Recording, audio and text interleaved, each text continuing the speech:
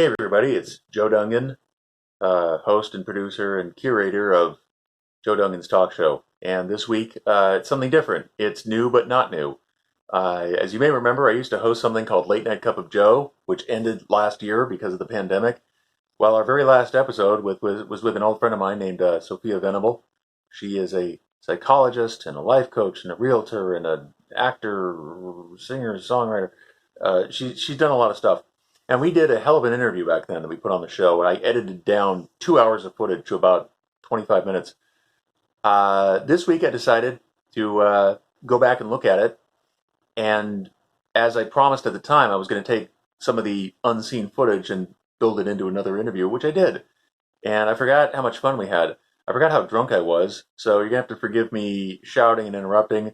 We were kind of new to Zoom. So the Zoom is a little weird. The sound is a little weird. But we bounce around on stuff. I was such a slob. I was kind of drunk. I interrupted a lot. I realized I was kind of sloppy, so I apologize for that. And at one point, I drop a piece of cheese on the floor and I pick it up and eat it. That's where I was in life then. And I hope you enjoy kind of listening in on two friends just getting a little buzzed on wine and talking about some heavy stuff because we talk about politics. She has this thesis that she goes into about how local politics dictate national politics, which is kind of fascinating, and I never thought about it before. And I went back and watched it, and I'm thinking, yeah, that makes sense. And we talk about race, we talk about Trevor Noah, we talk about food, we talk about football, yeah, some of those things. It's fun. It's fun to go back and revisit. And I'm going to have her back on the show eventually to talk about her latest venture, where she has gone into the merging of psychotherapy and psychotropic drugs. That's a thing. That's a real documented thing. And it's heavy. And we're going to get into that another time. So right now, please enjoy this 10-month-old interview with some footage you've never seen before, chatting with my friend Sophia Venable. Your green screen is making your head disappear and your eyes red. Oh no, that's who I am in normal. Excellent. Let's just go Devil Joe. Let's just go Devil Joe. Your ketosis is setting in. Yeah, if this is that distracting, because I don't. Well, no, because all of a sudden, like, you don't have a back to your head. There you go. You have to lean back. Yeah, there you go. And I think this is the kind of thing. Yeah, it's like watching talkies from 1930. Yeah, it's all fine. It's all fine. We're just listening. The audio is the only thing that matters. It's just not that great. Yeah, that's what Zoom of 2020 is going to be. Isn't it wild what this country does to food? I've heard that baby carrots are actually like deformed carrots that they don't want to sell with bunches. Yeah, they're not they really. Just shave them down to the nubs and say, "Look, baby carrots." Isn't that amazing? Mm-hmm. They're not like really babies. Those little tangerines that are called cuties. They're cute. They're just little dwarfing tangerines. Mm-hmm. Why can't you just call them tangerines or what the hell is a tangelo? It's a tangerine orange, isn't it? You got me. I think it's a tangerine orange. I think it's like when a tangerine tree and an orange tree really care about each other. They're fooling around on the side. Yeah, beautiful babies. It's incredible. I actually work part-time for an IT company, and basically for the last 2 months, they've been helping enormous corporations go mobile. And what I think that's going to do, there's always going to be uptight people who want all of their people here. You got to be here. You got to be in the office. You got to be here. But the amazing thing, like the concept of no meat Mondays, which, like, if everybody practiced a no meat Monday, that would be 15% more vegans in the world, you know? Yeah. If companies gave everybody the equivalent of 1 day a week to work from home, not a day off, not a paid day off, but like to work from home, that would be 20% less traffic. Right. That's an enormous amount of traffic. Oh yeah. Yeah. That's and that's the bigger picture. There is crazy. As somebody pointed out, yes, this pandemic sucks for us, but for the rest of the world, they're loving this. Mama Plants Earth is happy. and animals. Oh yeah. Oh yeah. Humans are the disease. Yeah, she put Humans us are in the a virus that timeout. are fucking up the planet. She's like, "Kitties, you're in a timeout." Yes, I've heard that. I've heard that concept also. It's Yeah, time for a timeout. You're time just for a timeout. releasing viruses and wiping out your own species. Fine. If you can Right. figure out how to survive as a species, great. If not, don't worry about it. The cockroaches and the cats will take over. We'll after be you're done. fine. And here's something like invisible that's bigger than you. Go ahead, practice.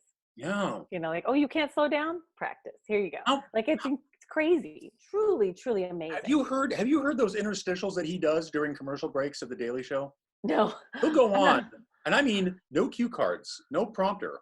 He will talk about the Me Too movement for 8 minutes extemporaneously, like before the show or after the show. I don't know when exactly during taping, but they're taping the Daily Show. They're on a break, and the audience is pin drop silent because he is just going and going and going. He went on for about 8 minutes on, I think it was the Me Too movement once, and I presume he's done others of these also. Oh, And I'm sure.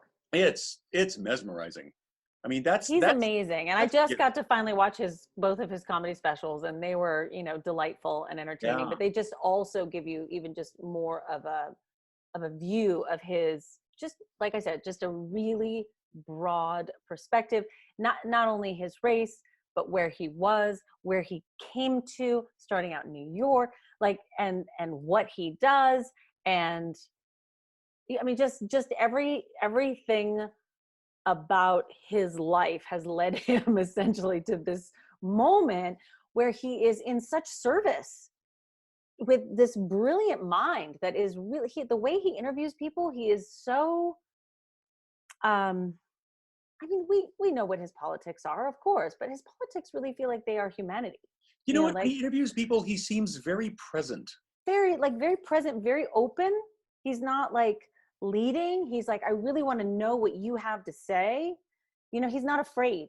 He doesn't seem fearful to me. No. That I think is his key to being present, right? Is that he's not fearful of what's hoping for a specific thing to come out of their mouth. Yeah, and that You know what I mean? He's just right there. It's an observation I made years ago. How ironic society has become when we watch Comedy Central for the news and we watch Fox News for the comedy, because we're the satirists of the world are so keyed into what's going on that when they joke about it, it's the frame of reference that you have to understand in order to get the joke.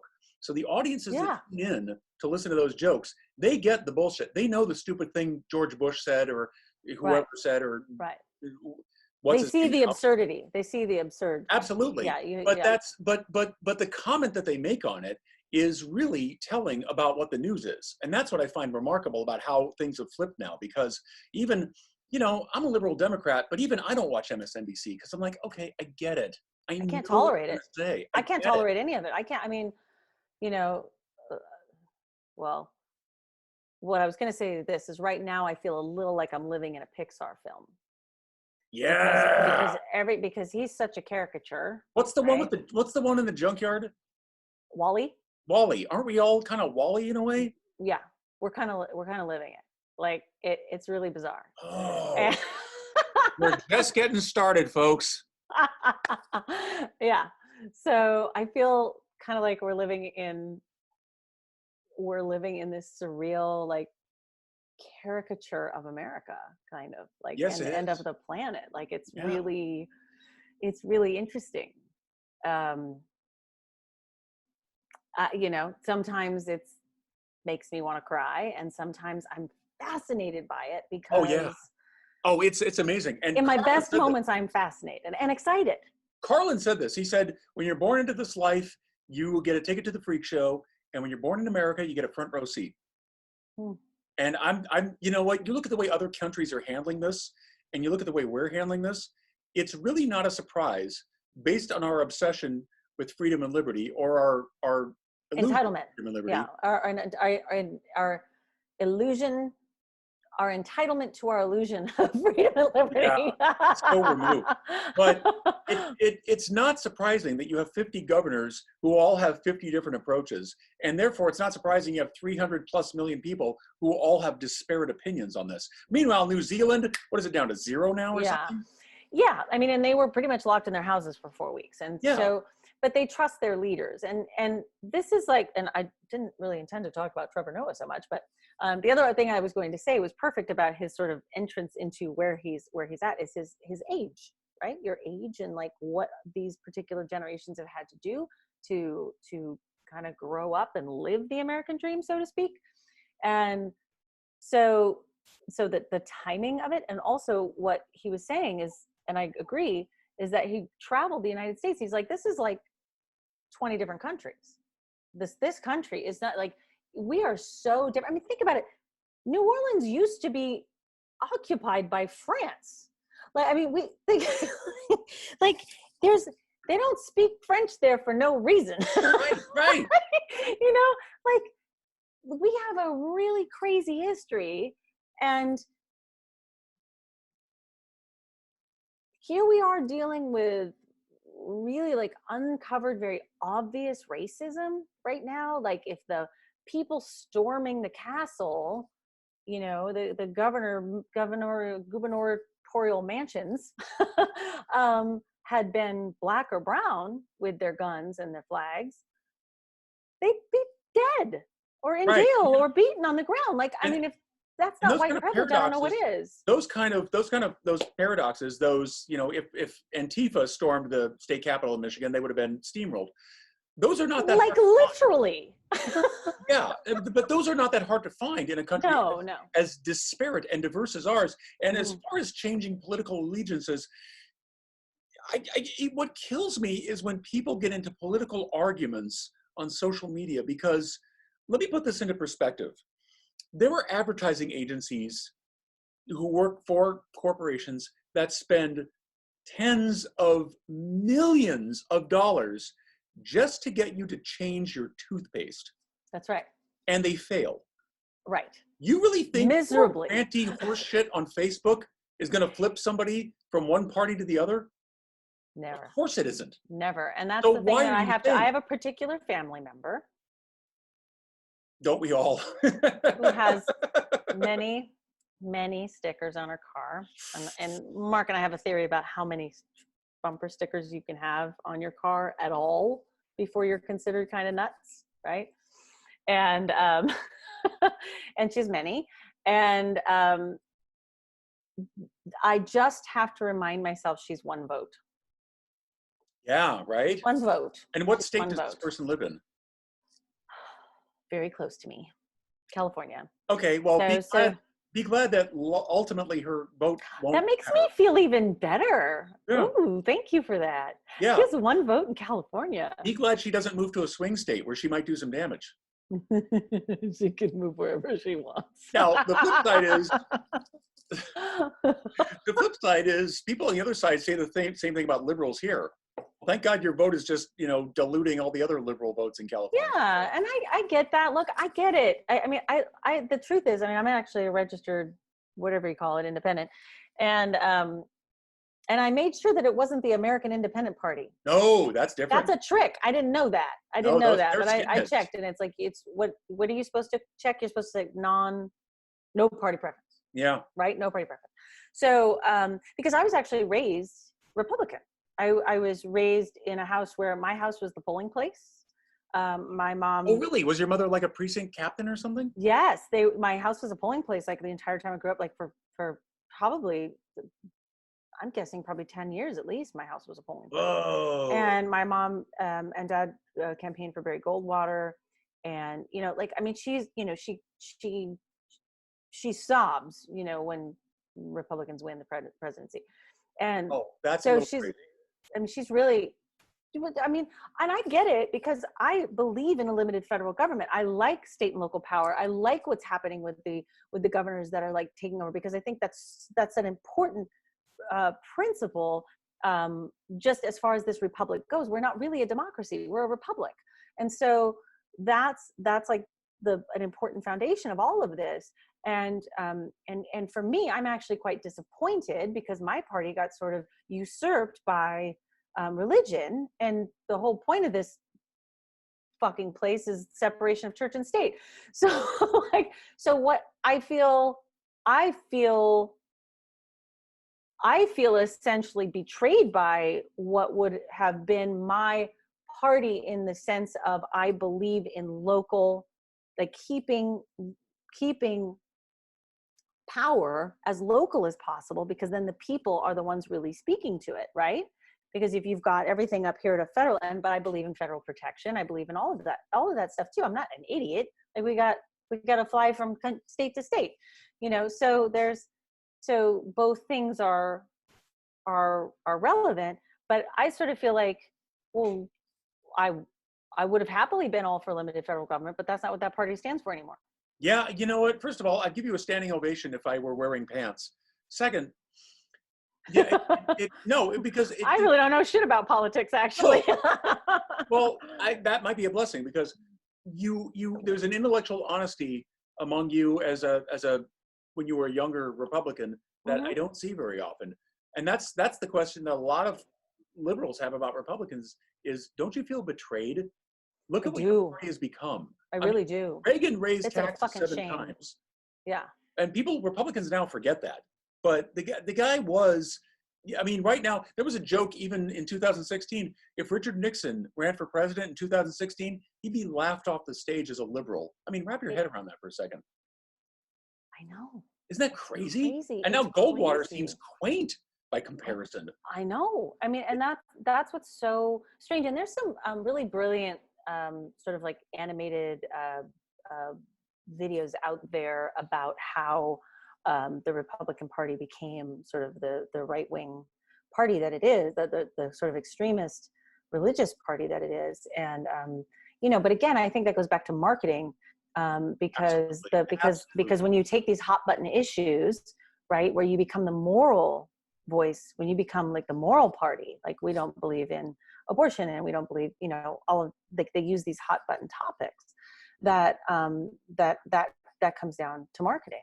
Yes. And like you said, no amount of marketing, I mean you could try, but like those issues are done. Guns and abortion, that's done. Like you're not going to change anybody's mind. Anybody who's passionate about it on this side, you're really not going to change your mind. It's like Are you like me? Do you hold out hope that there's a generational change going on? Because consider the Civil War. Okay, you think we're divided now?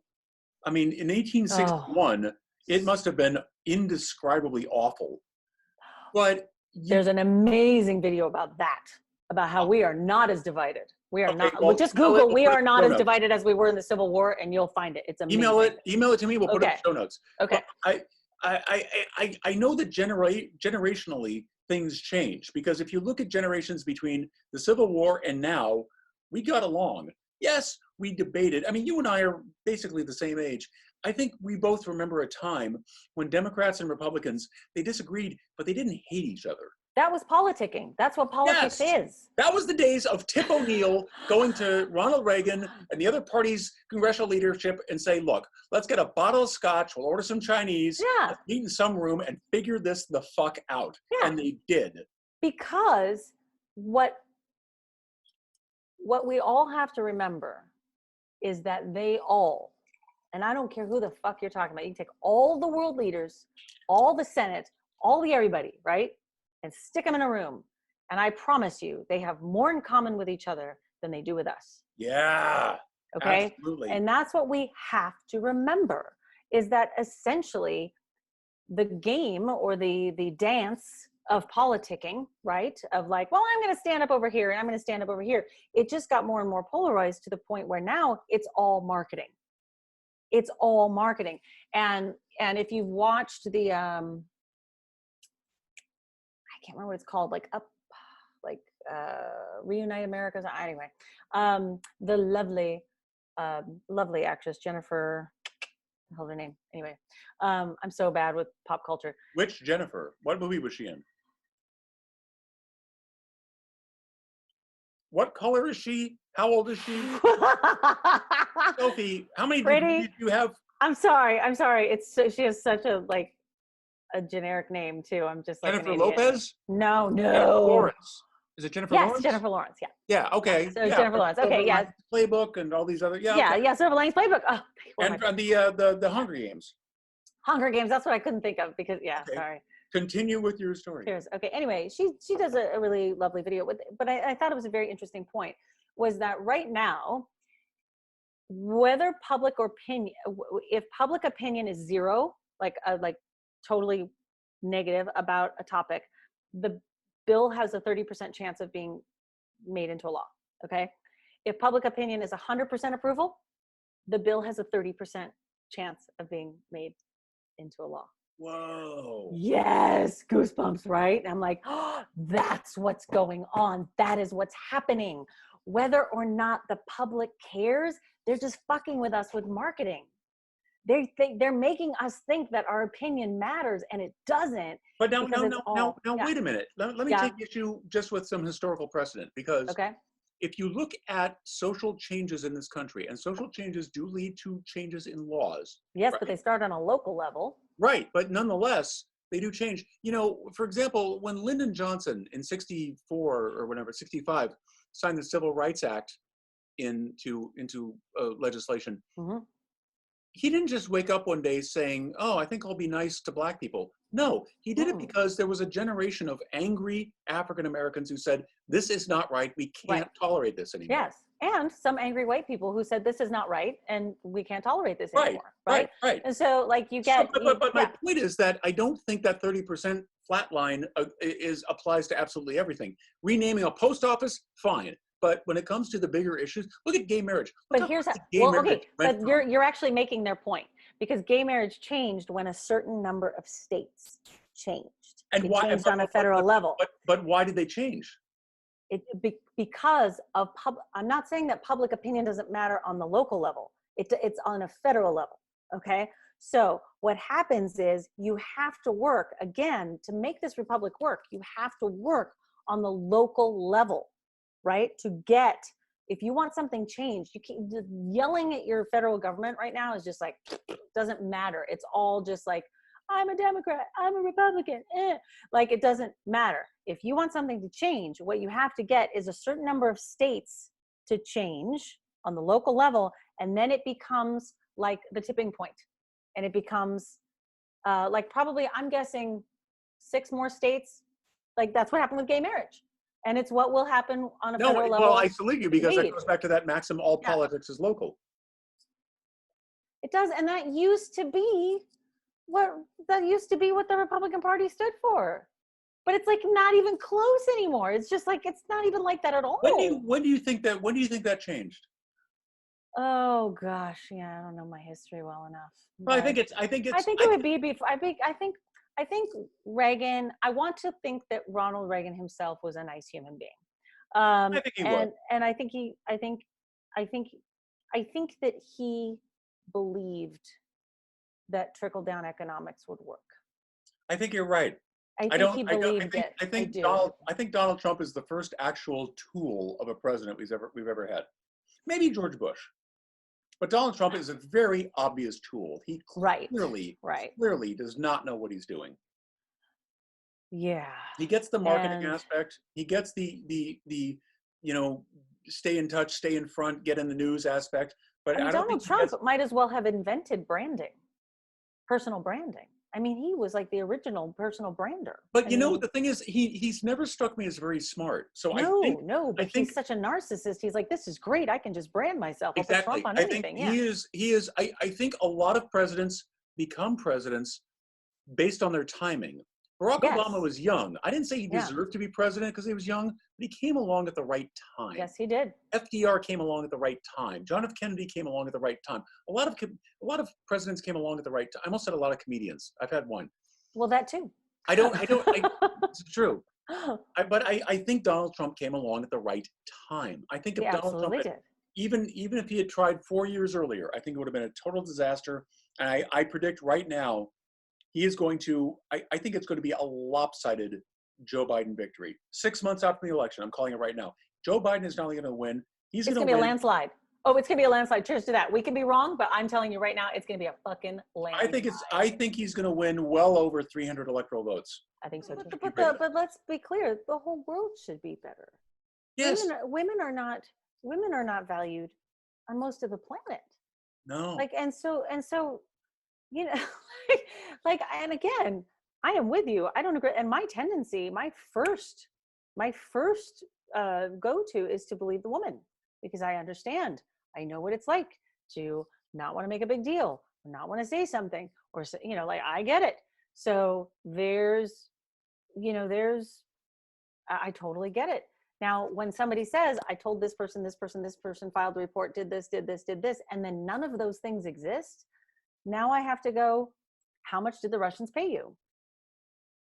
Now, I apologize. Like, I don't, if you didn't like him touching your shoulders, and you have a right to not like him touching your shoulders, and I don't like that either. And I also understand that because I grew up, I'm probably only a little bit older than her. I know how that is. And that was unfortunately okay back then. I've had bosses like that. Hey, what you doing? Looking over your shoulder, and you're like, don't really like that, but okay, you know, he's just being friendly. Like, I'm not saying any of it's okay.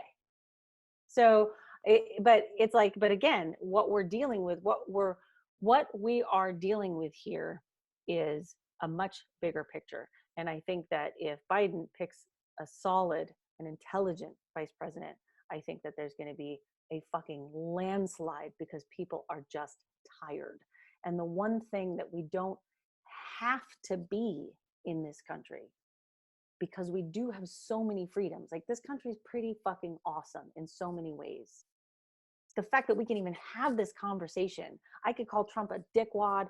I could say anything I want, and nobody's going to come and kill me for it and hang me in the square. Or I can even be, as a woman, saying this, and I'm not going to get taken out in the middle of the square and stoned to death.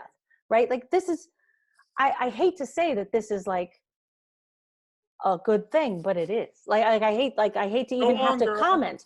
You know what I'm saying? Towards yours, and I want you to go on. Yeah. So it's just like this is a pretty amazing place in principle. And, you know, unfortunately, the trickle down turned out to be trickle up. And the game board, like, the game's going to be over if we don't like table flip it. And there's actually quite a few billionaires who know that. There are a lot of billionaires who are like, you know what, I care about this country. I like the republic. I like how this works. We need to facilitate getting some of the money back into the game. Because literally like we're playing Monopoly, and it's like going to end. There are people like, I want to say, like Bill Gates, Richard Branson, maybe Elon Musk, probably some others who are not. The owner of Zappos. I don't know his name, but he's awesome. Who's awesome? The owner of Zappos. Okay, yeah, that guy. Yeah, I know what you're talking about. Mm-hmm. But they know it's called killing the golden goose. They're not going to keep being billionaires if the rest of us are just, you know, moving piles of mud. We have to be free to make shit. Right. And to me, you know, I have this one friend where he grew up. He's like, I never saw black people. He's like, I was a racist when I first went to New York, and he's like, I was an asshole. He's like, I get it. I was an asshole. And like, basically he's like, I just had to learn. And again, to me, that just proves my point of, we're literally, as a species, ignorant of other. We're scared of what we don't know, and we actually think that we're different. And as our biology teacher Bob Takano would always say, the amount of melanin. Let's shout out! We got the last like awesome educations at Van Nuys High School, didn't we? So, hey. Mrs. Lobb and Mrs. Bacon were awesome English teachers. I didn't have Mrs. Bacon. I like Mrs. Lobb. Oh, she was a doll. Can we give a shout out to Bechtel before we forget? Fucking love Bechtel. He was my friend. That guy was amazing. He was my friend. I love that guy. Mm. I went to the guy was too cool to be up public school. I love that guy. Actually, I got to see. I went to Takano's retirement party, and I got to have lunch with Bechtel and Abreu. So so fun. So. Bechtel, you son of a bitch. My point. You son of a bitch. Respond to my Facebook instant messages, you Is he even on Facebook? You better help me friend him. He has a Facebook profile. He doesn't use it. That's how my brother is, fuckers. Once in a while, he posts about some old rock album, like the Dead Kennedys or something. Or I'd once love in a to see while, that. he posts about some political thing, like vote yes on this proposition, and then he disappears for 2 months. That's fine. He's a private dude. He's a very private fellow. So anyway, I don't need the guy to appear at the Hollywood Bowl. I just want the three of us to have kids. I know, right? So continue. We had way too much fun in high school. So So what Takano would always say is the amount of melanin in your skin basically just depends on how close or how far your ancestors were from the equator. Mm-hmm. Like, it's really fucking simple. Like, literally, your skin is your skin. You just either have some melanin in it or less. And it's just so that you could like deal with the distance of the sun. Like, Yeah. how fucking miraculous and amazing is that? It's so right? simple. You look at So, the like, Scandinavians, they're pale. right. And the people on the equator, Where are they? they're dark. Yeah, it's Look at the people super in Sudan. They're simple, dark. Why? right? They need to be dark. Right, for protection. So Yes, there you it's go. incredibly simple. It's just an adaptation, right? And so so that's the whole concept. The whole concept of racism is so simple to me. It's like fear versus love, basically. And really, I do feel that if we could get, and this is a tall order, if we could get less reactive and emotional about it, right? And I know it's very difficult because when you have like on the extremes, you have people that are so afraid that they literally, kill people for the color of their skin. And that is a very sad truth. But if we could somehow, in the same way that we've created opportunities, right? In this country, we've created we've created opportunities to essentially get used to women in the workplace, get used to Black people in college with you, get used to Asian people in college with you. Like, I mean, literally, we're basically like slightly immunizing people essentially to their racism, and that's where legislation does help social growth. The Right? legislation will help normalize that when it's time. I mean, if you legalized gay marriage in 1990, forget it. There would have been a backlash. But by the time it was legalized in 2010 or whatever it was. And that's why it had to go state to state to Yeah. state to state, right? Because then we start saying, oh, people in charge think this is okay and not dangerous. I'm safe. Even though those two men are holding hands, I'm safe. Right. And then that's literally what it's about. What they realize is that, in the example of gay marriage, it has nothing to do with your job. It's just them being themselves. And oh, by the way, they work at this welding factory. Like, who gives a shit? Right. But and as far as job security and accepting people of different minorities in the workplace, I don't hear anybody complaining about Black people in baseball. In 1947, they did, though. The white people worried about losing their jobs, and they fucking should have been. Right. Well, I mean, it's amazing to me that was Babe Ruth really the best ball player because he didn't have to face Black pitchers. He didn't have to face Satchel Paige. Who really knows? Because if you look, I mean, I'm a huge NFL fan, right? And I actually, one of my favorite, it's not, like the equivalent of Behind the Music is a football story. And there's one about a running back named LaDainian Tomlinson, who's he was a beast Chargers in his day. I get goosebumps. You have to watch the Football Life because his, I'm going to cry, his family, Tomlinson, got that name from their slave owners. And one of the descendants of the slave owners contacted him, and they did the episode there at the property where his great grandparents were. And like, it was so beautiful. It was so amazing. Like, it was just incredible. And so anyway, I have a fondness for the intensity at which that these men have to work and train. And I love the sport. I know it's dangerous. I know it's all of these things, but I also know that there are thousands of men every year at the combine trying to get into it. So, and some people like mosh pits and stuff, they like to get hit, I'm not saying it's good for them, but there's a lot of things. There's fighting. There's all kinds of people get concussions in soccer all the time. As long as it's socially acceptable, it's fun. Yeah. I'm with you. I love NFL. So, I mean, like, I love it. And I also love the stories. I mean, like, I know a lot about the players and the coaches and the teams and the coaches that have helped men become better men, and the communities and the families that have been lifted out of poverty by the sport because of the incredible, like, physical specimens that these men are. And so to me, and they're not, and like, I mean, and they're smart. They're like, they're smart. Like people think football players are dumb, and it's like, no, they're not. Not all of them. There's some very No, there's a smart couple of those. And in fact, the two dumbest ones I can think of are real white. But but that's like kind of, to me, part of the magic of the sport. And I'm sure that if you're in love with basketball, you can say the same thing. And but there's this 53 man roster every year on 32 teams. There's like 1,300 men that, like, it's incredible. Like, it's kind of incredible to me what they do for communities and such. And I know it's a business, and I know it's all that, but it's show business.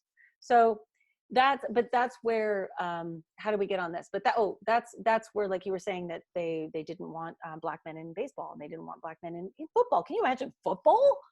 Like, like how boring. But but I mean, it's like the